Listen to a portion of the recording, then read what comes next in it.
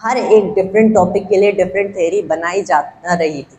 But as great and great scientist के great scientist do not actually discover new laws. वो नए laws नहीं discover करते हैं, नए लॉज नहीं कि ये हमारे पास एक टॉपिक है एंड इसके लिए एक थ्योरी बनाते।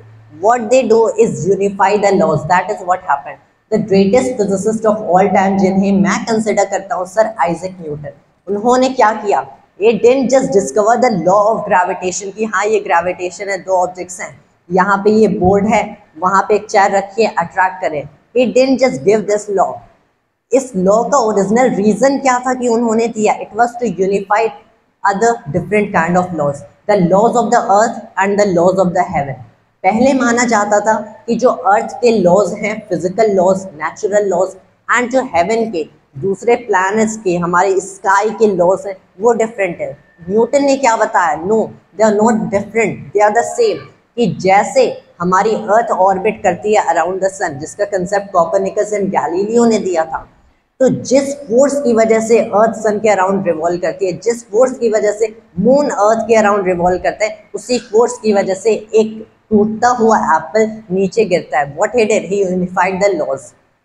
तो physics is all about unification.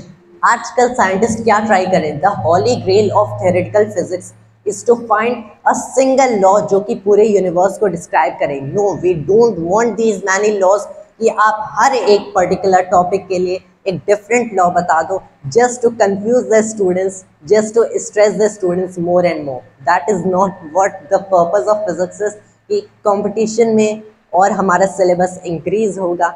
No, this is not the purpose of physics. The purpose of physics is to find a single law जो कि पूरे यूनिवर्स को डिस्क्राइब कर सके। That is what every physicist dreams. So don't ever think कि physics is a boring subject. No, it is a vast and interesting subject. And I will tell you the fact कि physics में you cannot exactly tell what is going on in the situation. आपके पास हमेशा equations तो होंगे, आपके पास हमेशा अपनी intuition होगी कि ये हो सकता है, but in physics it is also कि आप हमेशा 100% राइट या फिर एक्यूरेट नहीं हो सकते। So don't ever be 100%। Confidence भी एक काइंड की बुरी चीज़ हम लोग कह सकते हैं in particularly the case of physics. Einstein, many of you might consider him the greatest scientist. Can anyone think कि आइंस्टाइन भी रॉन्ग हो सकते थे? Can anyone think right here? Well, I don't think there will be anyone who here believes Einstein might have been wrong, but I will tell you, Einstein was wrong. Indeed, Einstein ने theory of relativity दिया, we still use it. Einstein ने photoelectric effect को explain किया, we still use it. Einstein ने Brownian motion की theory the, we still use it. लेकिन Einstein मानते थे quantum mechanics possible नहीं है, quantum entanglement possible नहीं है। लेकिन इस साल का 2022 का नोबेल प्राइज जो था वो क्वांटम एंटेंगलमेंट के लिए 3 फिजिसिस्ट को दिया गया, विच अगेन प्रूव्स कि Einstein was also wrong. Einstein भी गलत हो सकते थे। आइंस्टाइन मानते थे कि क्वांटम मैकेनिक्स एक इनकम्प्लीट थ्योरी है जो कि रियल लाइफ में पॉसिबल नहीं है, because it is weird in a sense. F equals ma, I'll take this example again. I'm taking this example क्योंकि यहाँ पे हर किसी को ये क्वेश्चन तो पता ही है।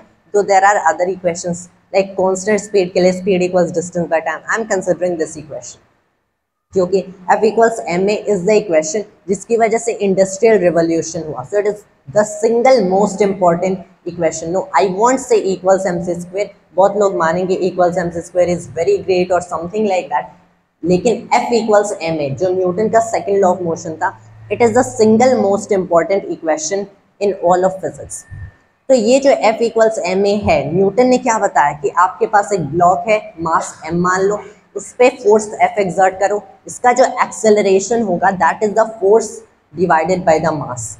न्यूटन ने ये बताया। अब आपके पास एक्सेलरेशन है, यहाँ पे सबको 3 इक्वेशंस ऑफ मोशन पता है, v equals u plus at, s equals ut plus half at square, v square equals u square plus 2as. These are the 3 equations of motion जो कि यूज होते हैं जब एक्सेलरेशन कांस्टेंट है।